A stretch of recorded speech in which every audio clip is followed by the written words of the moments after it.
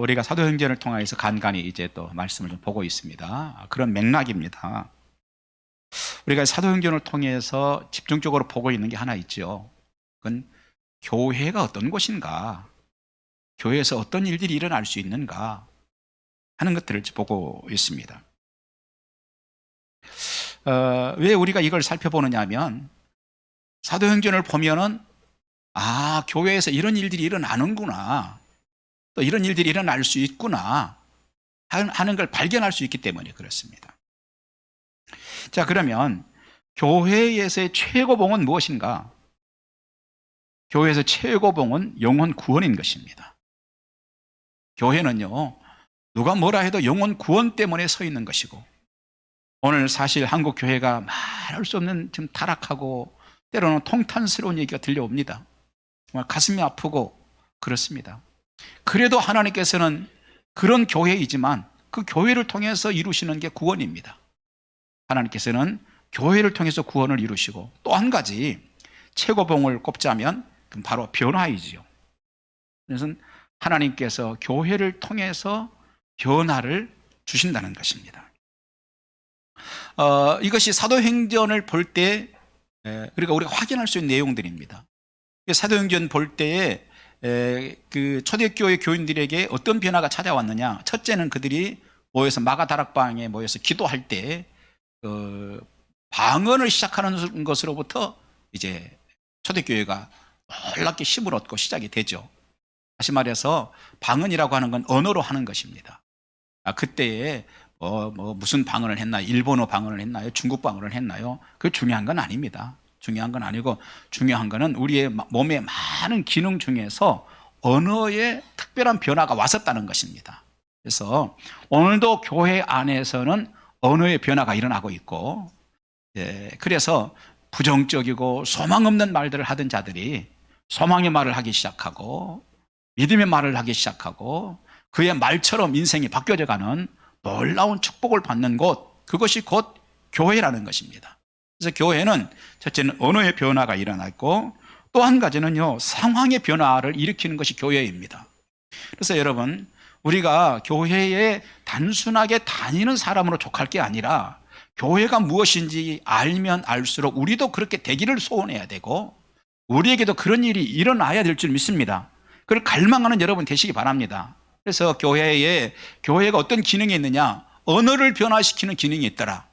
주여, 나도 부정적인 언어 달지 않게 하시고 소망의 언어를 가지고 살게 해주시옵소서.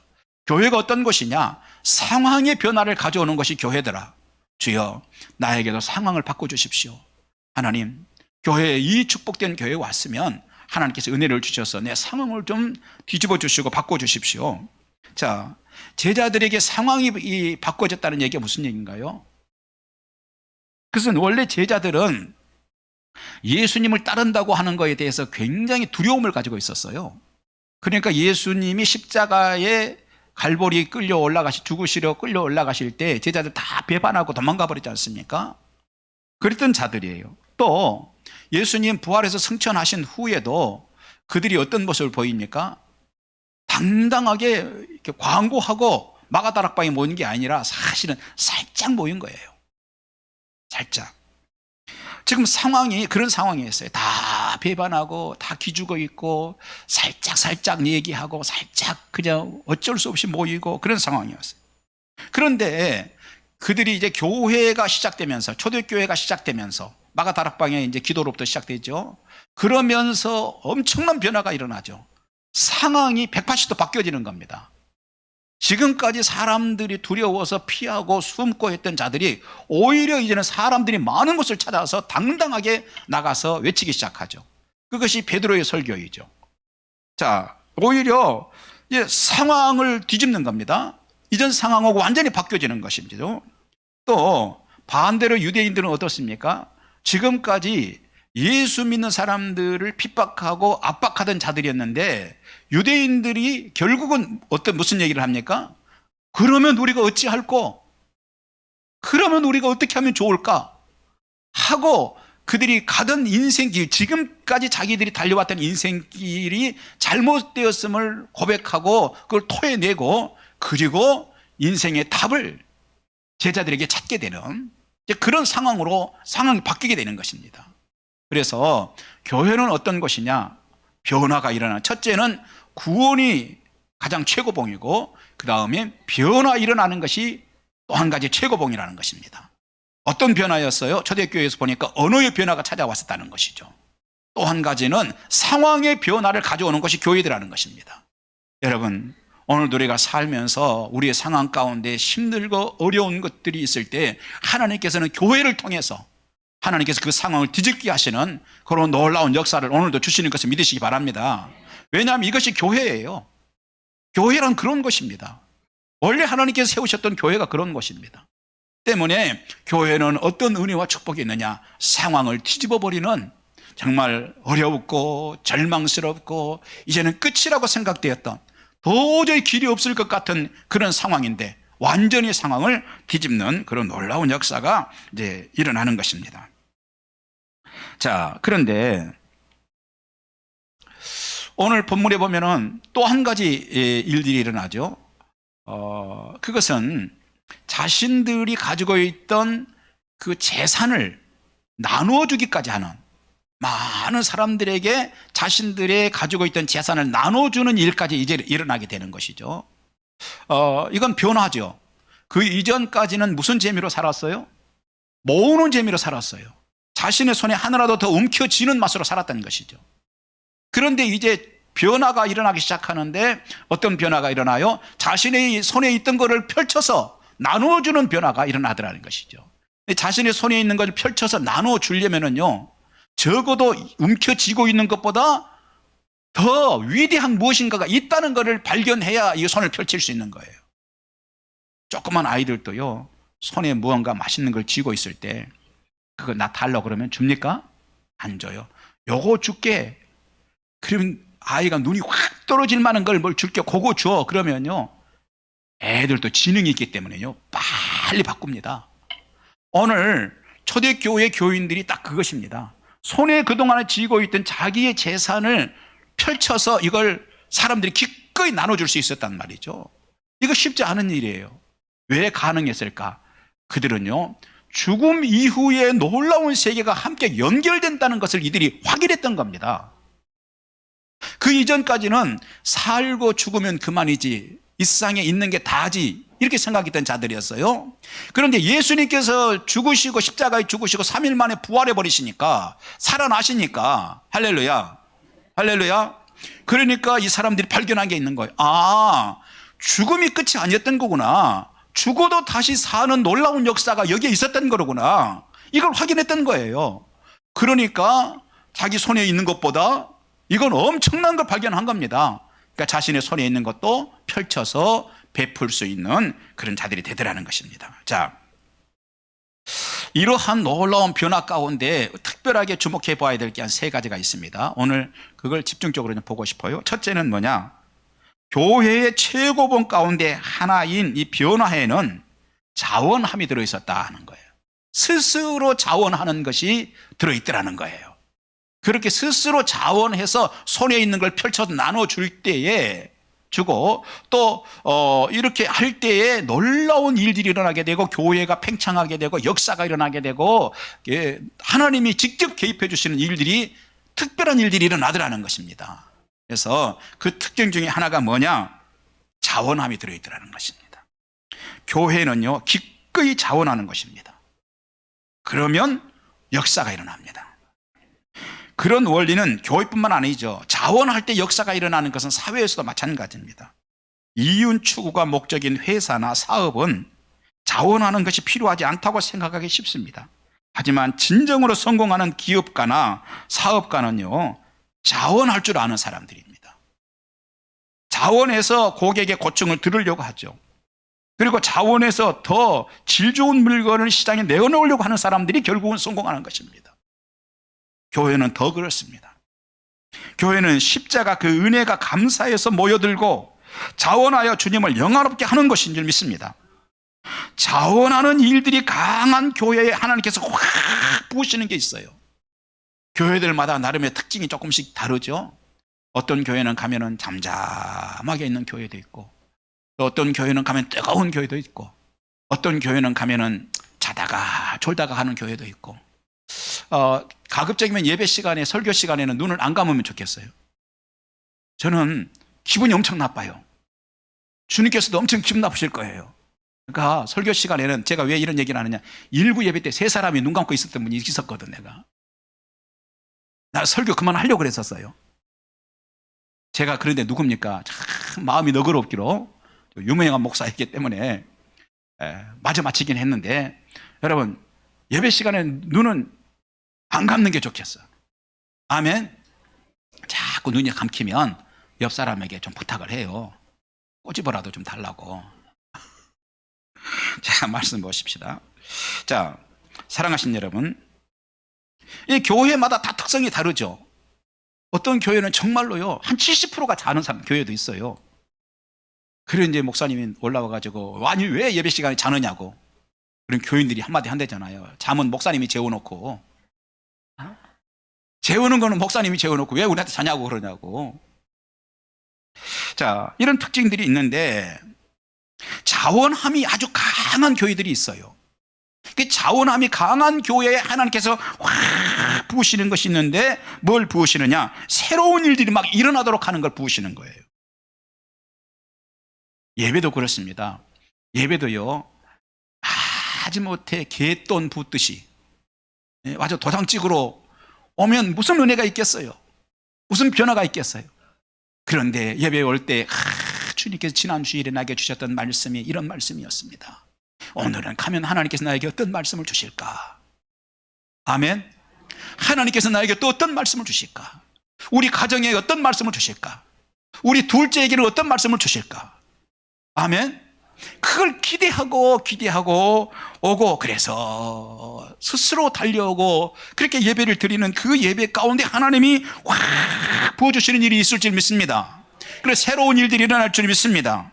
아멘. 가정이 변화될 줄 믿습니다. 자녀들에게 변화가 일어날 줄 믿습니다. 문제가 해결되는 것을 믿으시기 바랍니다. 모든 게 그렇습니다. 스스로 자원할 때.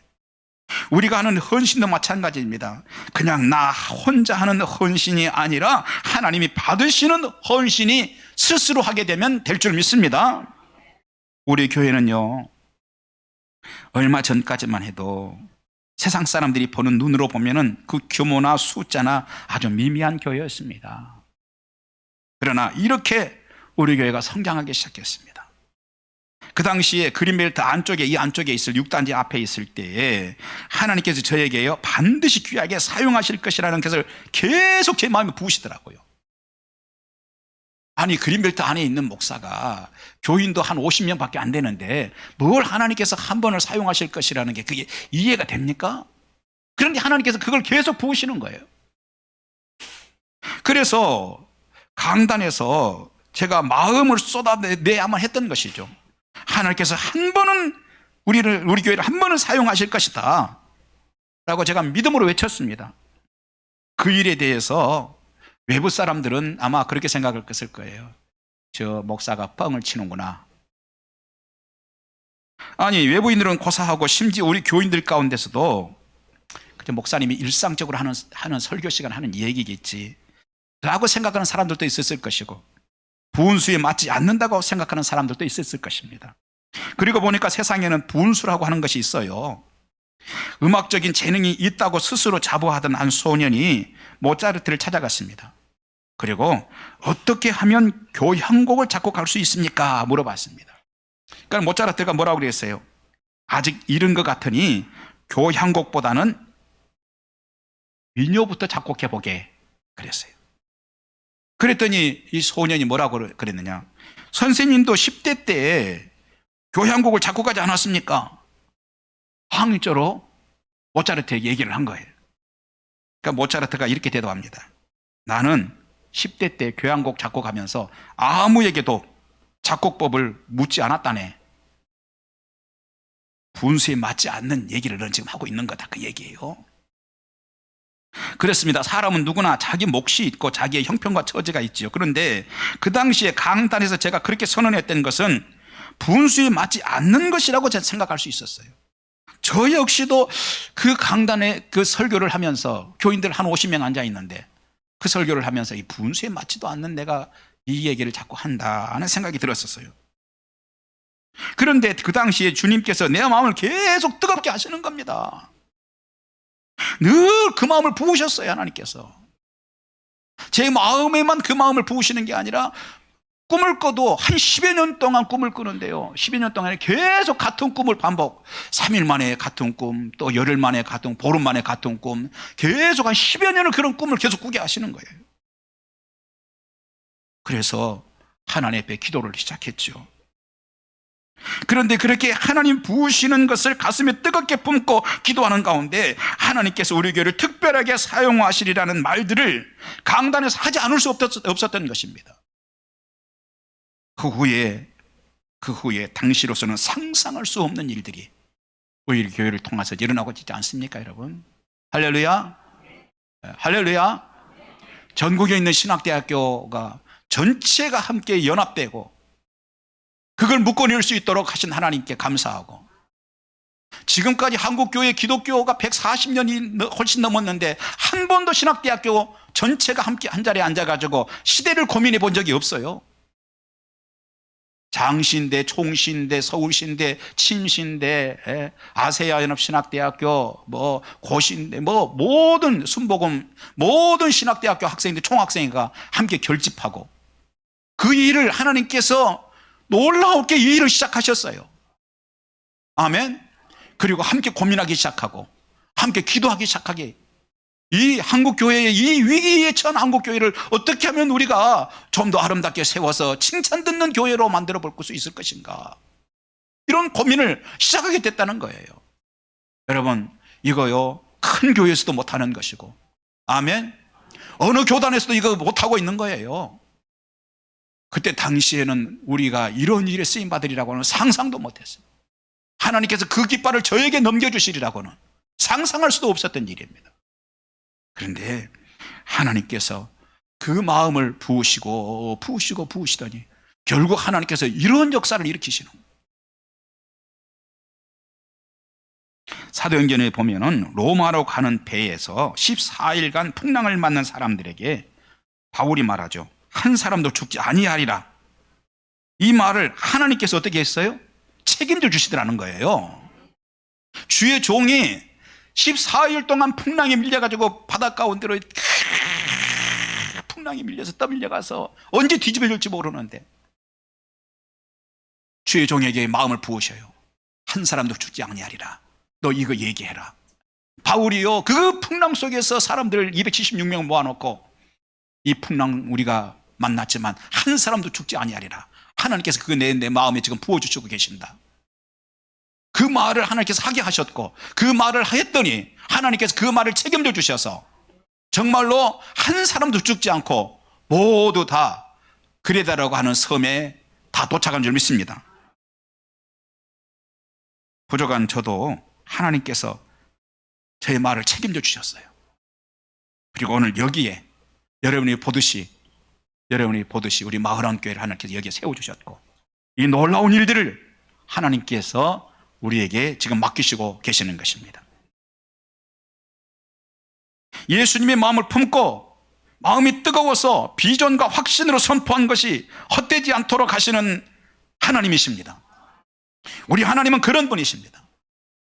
따라서 합시다. 우리 하나님은 그런 분이십니다.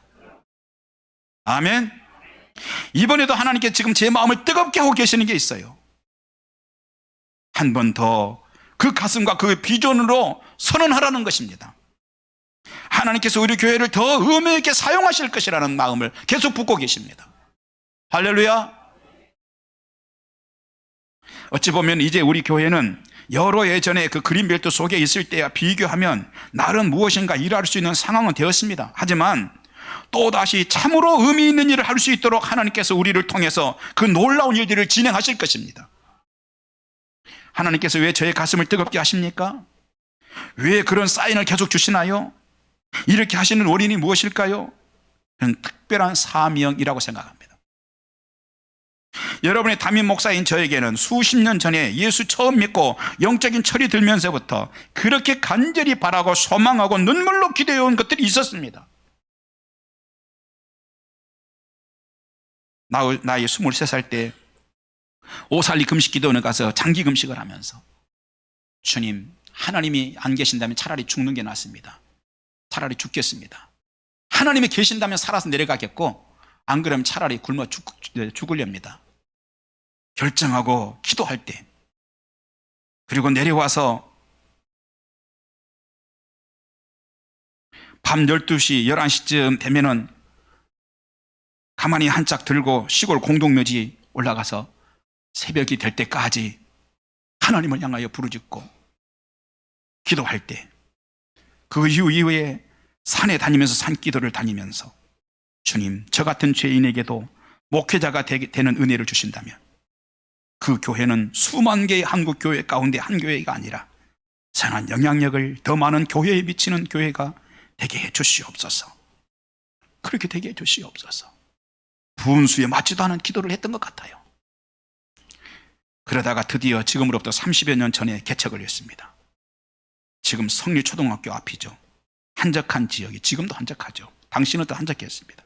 조그마한 건물이 2층이었습니다. 초겨울에 공사를 이제 첫 예배를 드렸습니다. 그리고 그날 저녁에 해가 떨어지고 꽤 늦은 시간에 옥상에 십자가 종탑을 이제 공사를 마무리했습니다.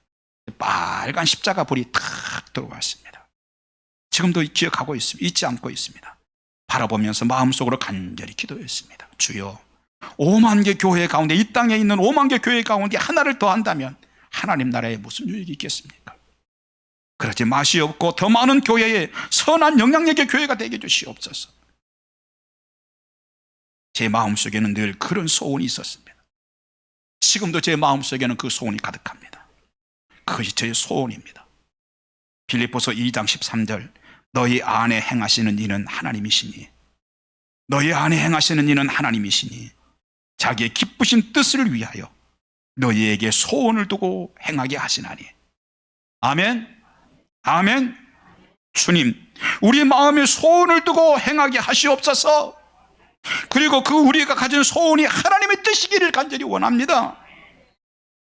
우리 교회는 그렇게 세워졌고 오늘까지 하나님께서 기적의 기적을 베푸셔서 세워오신 교회인 것입니다. 사랑하신 여러분, 우리 정신 바짝 차리고 신앙생활 하십시다. 할렐루야. 훗날 한국교회 앞에서 우리 마을한 교회를 이렇게 세워왔나라고 간증할 수 있는 그런 교회를 세우십시다. 그 일을 위해서 가장 먼저 가져야 하는 것은 오늘 본문의 초대교회와 동일합니다. 자원하는 마음입니다. 그때 역사가 일어나는 것입니다. 성경에서도 그런 일이 있습니다. 사무엘하 23장에는 전쟁 중에 다윗이 갈증으로 죽을 것 같습니다. 그래서 간절하게 소원을 말하죠. 누가 적진이 있는 베들레헴 성문 곁에 있는 우물물을 나에게 기르다가 주어서 내가 마실 수 있도록 할까?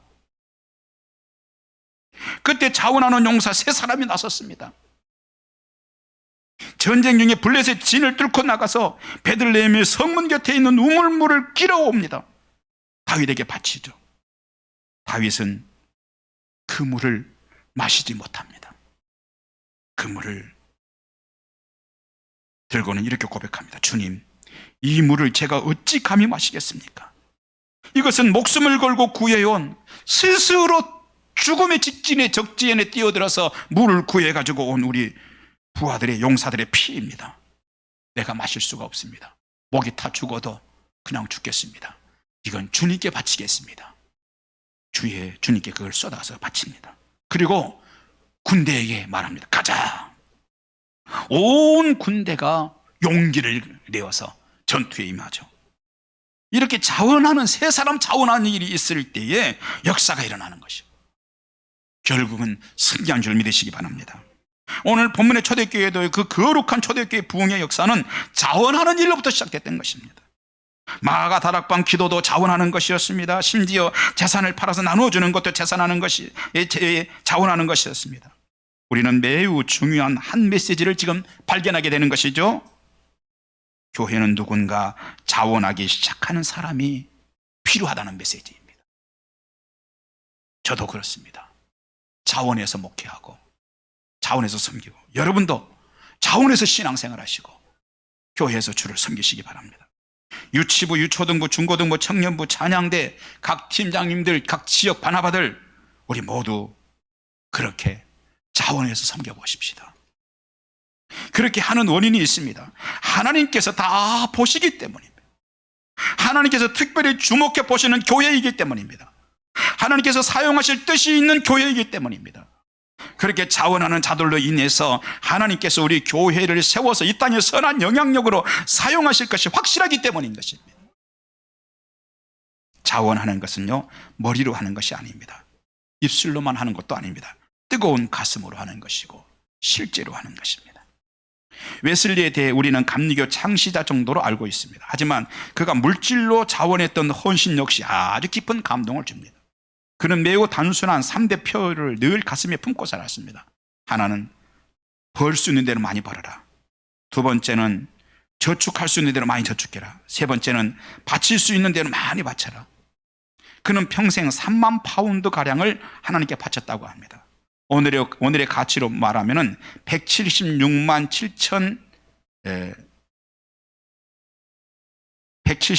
4,705달러. 그러니까 1,200원씩 계산하니까 21억 1,764만 6천 원. 그게 이제 오래전 이제 문제이니까 지금 엄청난 돈입니다, 이거는. 지금 21억 정도가 아니라 그때 당시에는 수십 배의 가치가 훨씬 있었을 것입니다. 그가 그렇게 물질을 헌신할 수 있었던 것은 1731년 하나님께 드릴 물질을 위해서 자신의 지출을 최대한 줄이겠다는 하나님과 맺은 언약에서부터 시작됐습니다. 그 전까지 그의 연간 최고 수입은 28파운드였습니다. 그런 상황에서 다음 해 수입이 30파운드였습니다. 그 가운데 2파운드를 떼어서 하나님께 드렸습니다. 그 다음에는 60파운드 수입이 생겼습니다. 생활비 28파운드만 남기고 32파운드를 하나님께 드렸습니다. 다음 해에는 수입이 90파운드였습니다. 역시 28파운드만 빼고 모두 드렸습니다. 늘 그는 그렇게 했습니다. 그는 각종 청구서 대금과 가족들의 생활비를 빼고 남은 금액 전부를 하나님께 드리기로 했습니다. 그렇게 해서 그가 물질로 정말로 주님을 섬기는 사람이 됐던 것입니다. 여러분, 저는 지금 물질만의 얘기를 하는 것은 아닙니다. 그렇게 진실로 자기 스스로 헌신하고 스스로 섬기는 사람이 될 때에 감리교를 창시할 수 있는 사람으로 하나님이 세워주시더라는 것입니다. 오늘 우리도 마찬가지입니다. 물질 문제뿐만은 아닙니다. 다양한 면에서 자원하는 헌신이 시작되면 또 놀라운 변화가 시작될 것입니다. 우리 교회가 변화가 일어날 것입니다. 여러분의 가정의 변화가 일어날 것입니다. 여러분의 기업에 하나님께서 개입해 주신 은혜가 있을 줄 믿습니다. 이 주변의 교회들도 우리 교회로 인해서 세임을 얻는 일들이 있을 줄 믿습니다. 두 번째, 교회의 최고봉인 변화의 한가운데는 나를 위해 죽어주신 주님의 죽음 때문에 감사하는 충성이 들어있습니다. 우리도 교회 안에서 크고 적은 사명도 그렇게 감당하십시다. 사명은 봉사하듯이 하는 것이 아닙니다.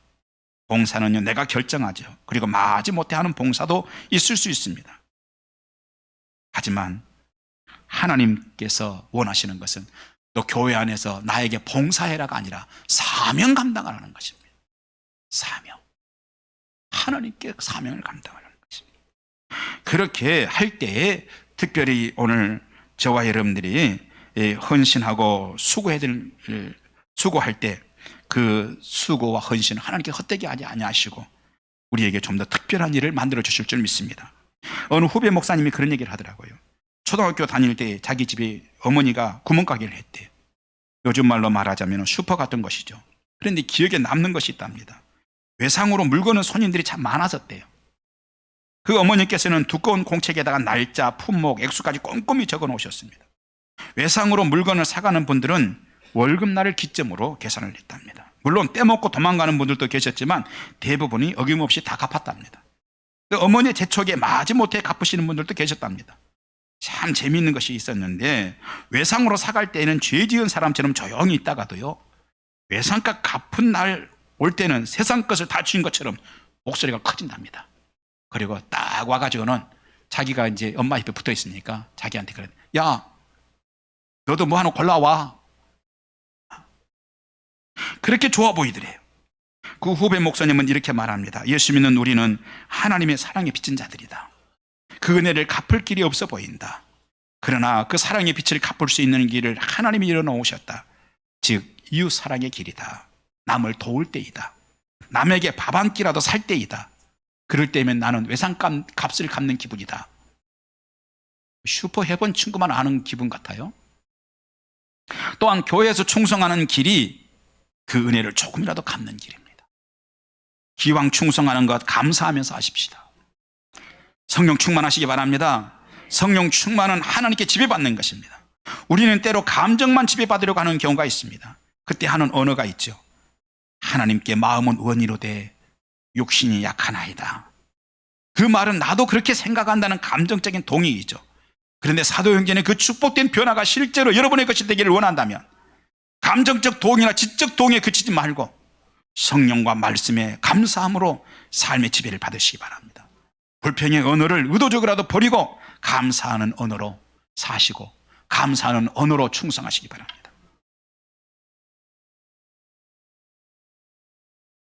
네. 마지막 세 번째는 매우 제가 중요하게 많이 준비했는데 시간 관계상, 왜냐하면 저희 어머님이 저에게 늘 부탁했던 게 하나 있습니다. 최 목사, 내가 은혜 된다고 설교 길게 하지 마. 왜냐하면 길게 하는 순간에 지금까지 받았던 은혜를 엎어버린대. 그리고는 속으로 생각하는데 에이, 그러니까 절대로 길게 하지 말래. 그래서 오늘 여러분 길게 안 하고 세 번째는 엑기스로 말씀드리겠습니다. 오늘 47절 보니까 하나님을 찬미하며 또 온 백성에게 칭송을 받으니 주께서 구원받는 사람을 날마다 더하게 하시니라. 변화의 한가운데는요, 날마다 구원받는 사람들을 주님께서 더 보내시는 것이 들어있다는 것입니다. 아멘. 하나님 앞에 정말로 충성하고 스스로 자원하고 감사하면서 자원할 때 하나님께서 점점 더 많은 사람을 보내셔서 오늘 본문에도 보니까 날마다 구원받는 사람을 더하시더라. 사랑하신 여러분, 그 일을 위하여서 조금 불편해도 감내하십시다. 아멘. 불편한 걸 넘어설 수 있어야 돼요. 불편한 걸 넘어설 수 있어야. 그래야 우리가 진정으로 감사하며 충성할 수 있는 것입니다.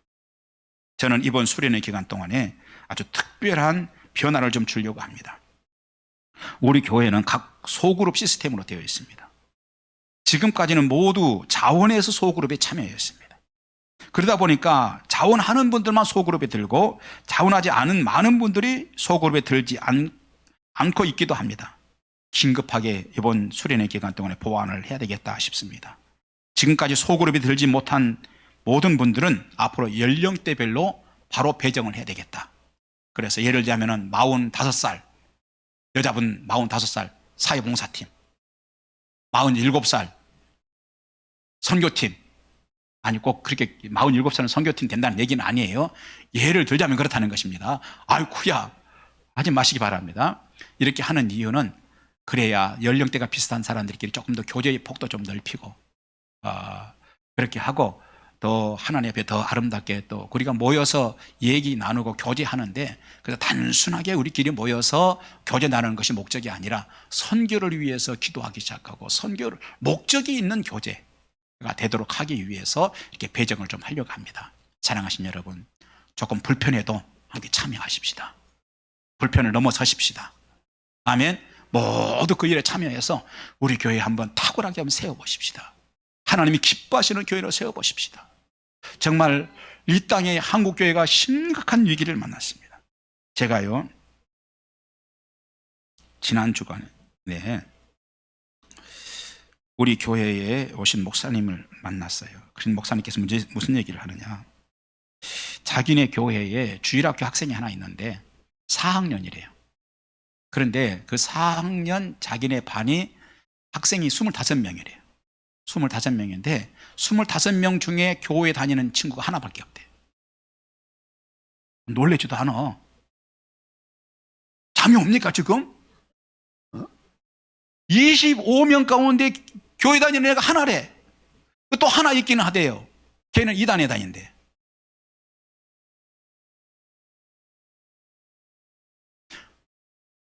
지금 상황이 이래요. 그런데 교회 가자고 친구들에게 얘기하면은 지금 왕따를 당한대. 가슴 아픈 일입니다. 왜 이렇게 됐을까? 왜 이렇게 되고 말았을까?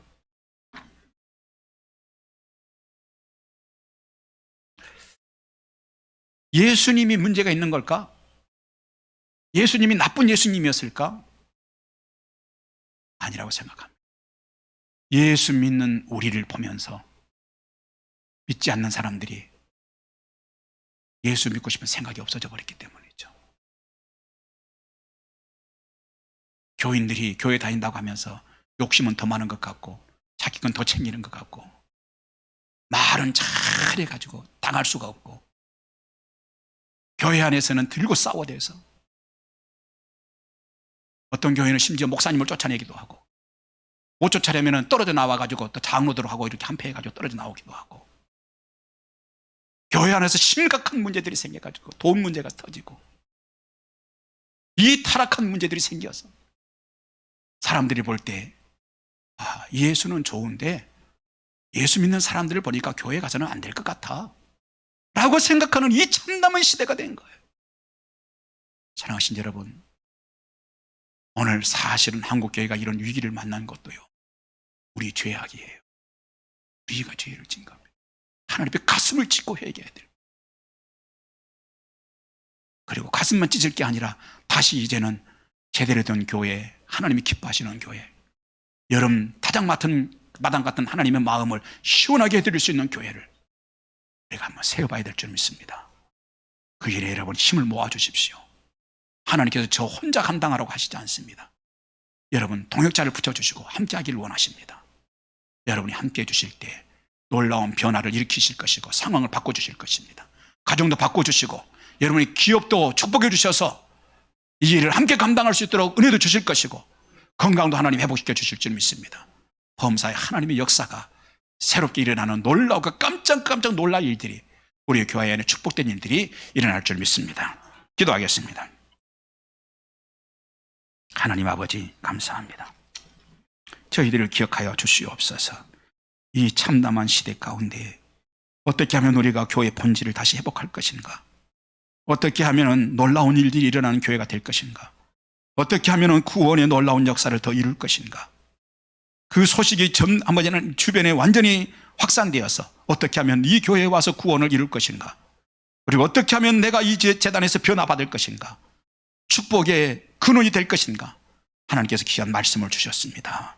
아버지, 이 말씀 가슴에 품게 하시고, 주여 이 말씀을 가슴에 품게 하시고, 가슴 뜨겁게 품게 하시고, 삶으로 살아내는 저희들 되게 하여 주시옵소서. 예수님 이름으로 기도하옵나이다. 아멘.